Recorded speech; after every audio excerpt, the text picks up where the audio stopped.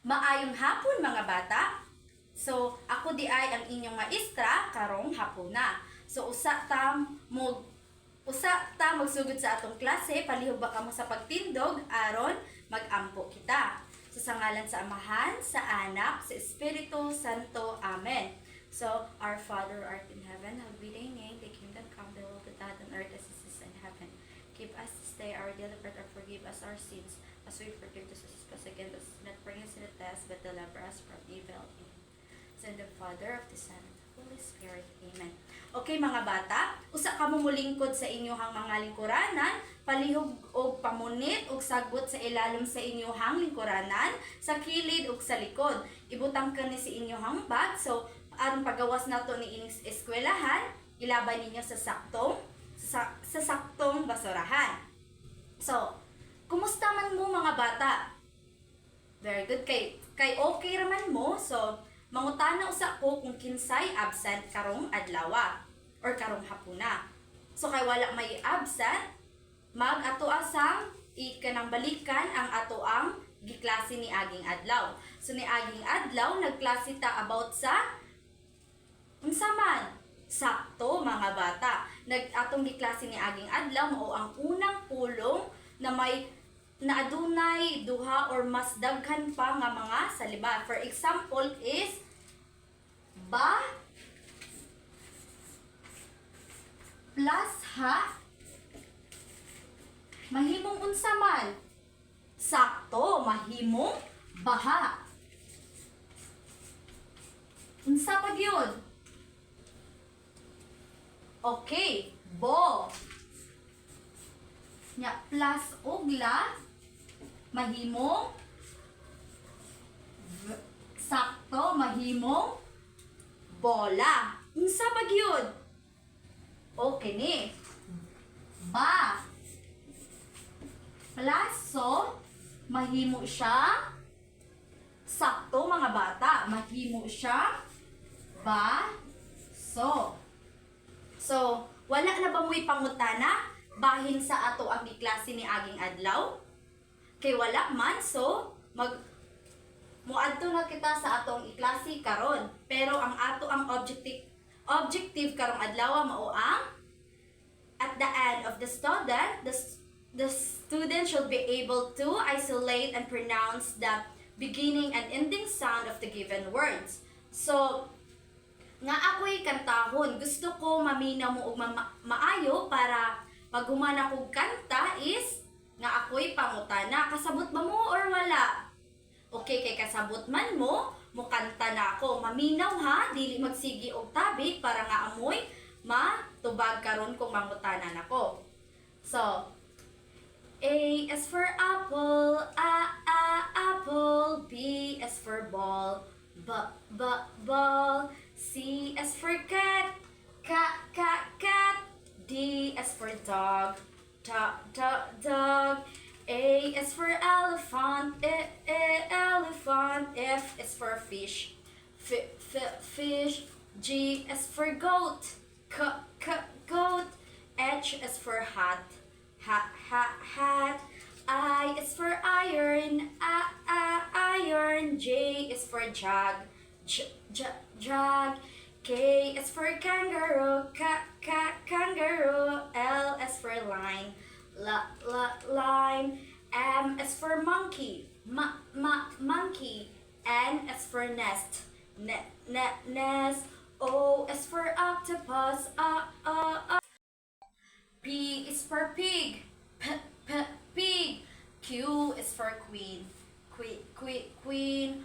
R is for robot, robot. S is for snake, snake. T is for telephone, telephone. U is for umbrella, umbrella. V is for violin, violin. W is for watch, watch. X for x-ray, x-ray. Y is for yo-yo, yo-yo. Z is for zebra, zebra. Okay, maura to mga bata. So karon nga ay pangutana si Madam. So unsa may namatikdan ninyo sa ako ang gikanta? Okay, sakto na. Ang namatikdan ninyo sa akong gikanta mao ang pag-ila nato sa mga tono sa maong letra. So nganong importante man na ilhon nato ang tono sa mga letra. O sakto gyud. Ilhon nato ang mga tono sa mga letra para masulti nato kung unsa ang gihatag na pulong. So karon ato nang hisgutan kung unsaon pagkabalo sa unang tono o pinakaulitang tono sa usa ka pulong. Pero usa nato na siya mailhan ato sang hibawon kung unsa na ang pulong na ponema. So ang ponema mauni ang pareha sila og spelling pero adunay kay aduna siya kinahalayan sa pinakaulahitan. So pananglitan ang pampulong na baha o pulong na bahay kay makita nato na pareha sila, di ba? B, A na apple, H ug A, pareha po diri sa bahay na nga ay B, A na apple, H ug Y, pero ang pinaka ulahitan nila is nga ay Y. So ang ponema sa bahay na pulong mao ang letter Y. So karon maadto na ta sa ato ang classes ni ining hapuna. So karon pakit-on ta mo og usa ka hulagway. So unsa may makita ninyo sa akong gipakita na hulagway? Sakto mga bata, ang hulagway mao ang bola. So ilhon usa nato ang di ba ang pangalan ani kay bola. So ilhon nato ang unang tono sa pulong na bola. So ang unang pulong kay mubasa man tag bola is b. Kamo kuno be? Sakto. Ang unang tono sa bola is b. Mao kini ang bola. So ang pinakaulahitang tono sa bola kay l. Bola. So unsa man ang pinakaulahitang tono sa pulong na bola? Sakto mga bata, mao ang letter A. So nga ana pud koy uban pa diring mga hulagway. So kani unsa man ni siya? Sakto. Kani kay ispat. Kamo kuno bi? Ispat. So ang unang tono sa ispat kay mao ang ispat. So nigahi man ang bakba ni Madam, so nagpasabot na letter I ang unang pangalan or unang letra sa pangalan na ispat. Mao ang katapusang tono sa pulong na ispat, mao ang letter T kay ang dila naa sa ibabaw. Ispat. Sakto. Mauna po ang ikatulong hulagway mao ang katri. Katri. So ang unang tono sa pulong na katri mao ang letter K kay katri. So ang ikaupat na hulagway mao ang unsa man ni mga bata, di ba? Gusto man gid ninyo? Sakto ang teddy bear. So maoray gyapon letter T ang atong dila naa sa ibabaw. Teddy bear. So next ang ikalima mao ang sakayan. Kamo kuno bi? Sakayan. So ang kinaunhang tono sa pulong na sakayan mao ang sakayan. Ang ikaunom mao ang tubig. Kamo kuno bi? Tubig. So ang unang tono sa pulong na tubig mao ang letter sakto, letter T kay tubig. So ang kinatapusang hulagway mao ang gusto pud ni sa mga laki, di ba? Mao ni ang bisikleta. So kamo kuno bi? Bisikleta. Bisikleta. So mao ang letter B. B. Sakto mga bata. So karon amo tamong Moadto na ta sa ato ang grupo-grupo nga aktibidad. So tungaon ta mo sa duha ka grupo. So mao kani ang unang grupo, mao kani diri dapita ang ikaduhang grupo o pili mo og usa ka member sa inyong grupo og i-representan ninyo ang inyong aktibidad diri sa atubangan. So mga estudyante, gusto ba nako na pagsamtang naghimo mo sa inyong aktibidad, walay singarig langas. Gusto na ko mo kooperasyon mo sa inyong kagrupo, muhatag og ideya para mahuman ninyo og dali ang inyong aktibidad. Walay sigig saba, walay mag-away. So tagaan ta mo og 10 minutes para ansira ninyo ang inyong aktibidad. So karon ato nang i-check ang inyong gihimo na aktibidad. So ang group 1, ang direction nila mao ang isulat sa linya ang una o pinakaulahitan na tono sa pangalan sa usa ka hulagway. So ang unang hulagway kay mao ang iro. So sakto ang ilahang tubag. Kay ang iro, ang unang tono sa pulong na iro mao ang letter I. So sakto ang number, ang unang number nila. Sa ikaduhang numero mao ang isda. So ang unang litra sa tono sa pulong na isda mao gyapon ang letter I. So sakto ang ikaduhang numero. Sa ikatulong numero mao ang pagkuha sa kinatapusang tono sa pangalan sa usa ka hulagway. Baso. So ang pinakaulahitang litra sa pulong na baso mao ang letter O. Susakto ang number 3. Sa number 4, ang ikaupat na numero mao ang sakayan. So ang pinakaulahitan na pulong, pinakaulahitang litra sa pulong na sakayan mao ang letter N. Susakto ang numero 4. So ang pinakaulahitan na numero mao ang kanding. So ang pinakaulahitan na litra sa pulong na kanding mao ang letter J. So sakto ang pinakaulahitang numero. So ang group 1 tagaan nato og fireworks na pagpalakpak. Kabalo ba mo unsaon ang fireworks na pagpalakpak? So nauna siya. 1, 2, 3, psh. 1, 2, 3, psh. 1, 2, 3, psh, psh. Boom! Okay, daghang salamat. Daghang salamat. Grupo una. So, moadto na pud ta sa grupo ikaduha.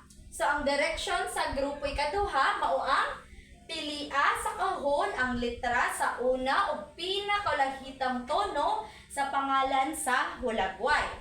So, pilion nila diri sa kahon. Ang una nila mao ang sakto. Mao ang bag. Sakto ang unang numero. Sa ikaduhang numero mao ang kamot. So ang ilang tubag mao ang letter K. So sakto ang ilahang tubag. Sa ikatulong numero mao ang basket. So ang pinakaulitan na litra sa pulong na basket mao ang letter T. Sakto ang numero ikatulo. So adto na pud ta sa numero ikaupat mao ang lapis. So sa pulong na lapis ang pinakaulahitang tono mao ang letter S. So sakto ang numero 4 nila. So adto na pud ta sa pinakaulahitang numero mao ang sapatos. So, ang pinakaulahitan na litra sa pulong na sapatos, mao ang letter S. So, sakto. Hatagan pud nato og fireworks clap ang group 2. So, 1, 2, 3, psh, 1, 2, 3, psh, 1, 2, 3, psh, psh, boom! Okay. So, unsaon man nato masulti ang usa ka pulong? Sakto. Masulti nato ang usa ka pulong masulti nato ang usa ka pulong kung ilho nato ang tono sa usa ka litra. Sakto na ang inyong tubag mga bata. So unsaon man nato pagkabalo sa tono sa matag usa ka litra? So sakto sad. Iluhon usa nato ang mga tono sa matag usa ka litra. So karon kabalo naman mo unsaon unsaon pagkuha sa uno o pinatapusang tono sa usa ka pulong. So nga anasad ko'y bag-ong aktibidad. Gusto na ko ni ansiran ninyo sa inyong 1/4 na or sa inyong papel.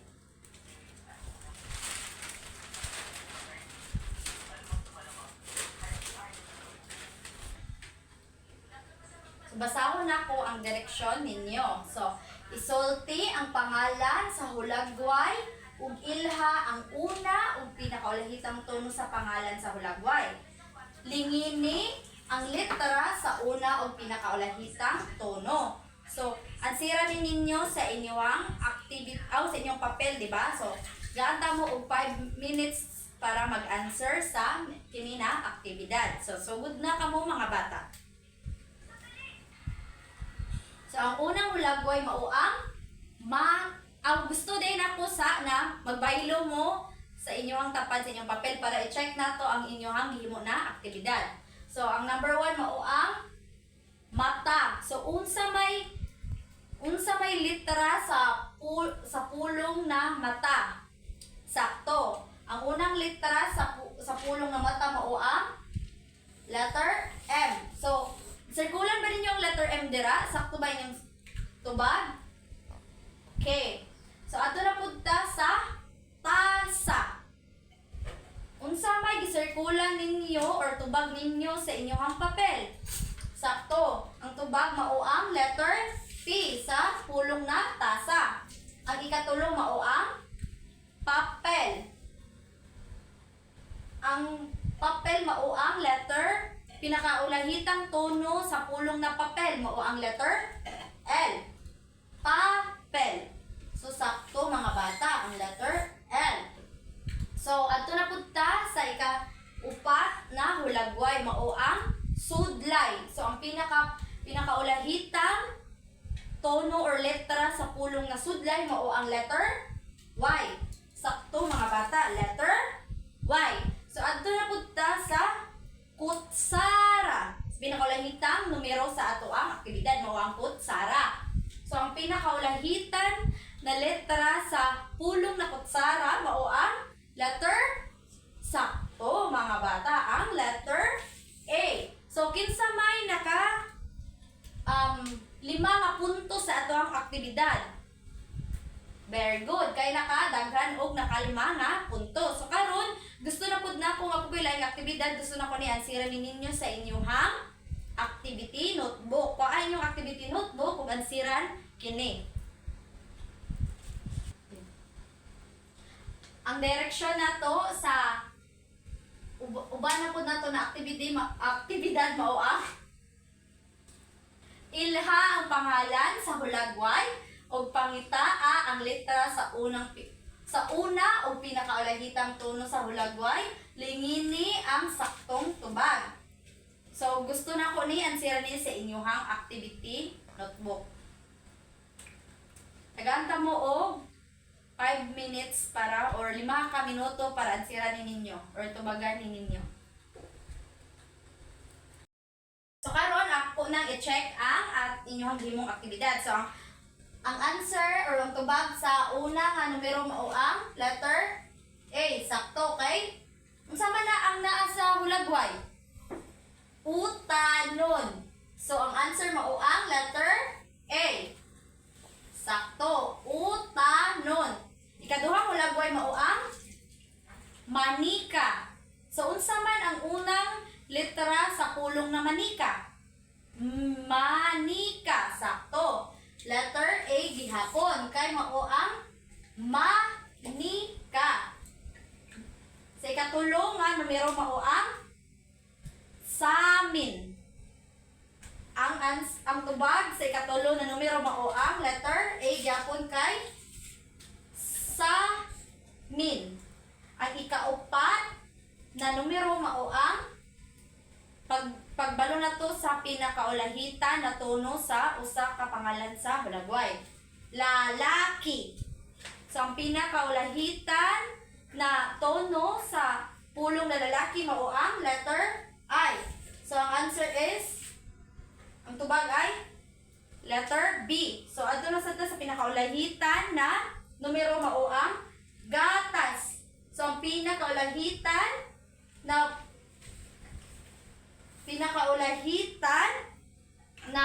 tono sa pulong na gatas mao ang letter S.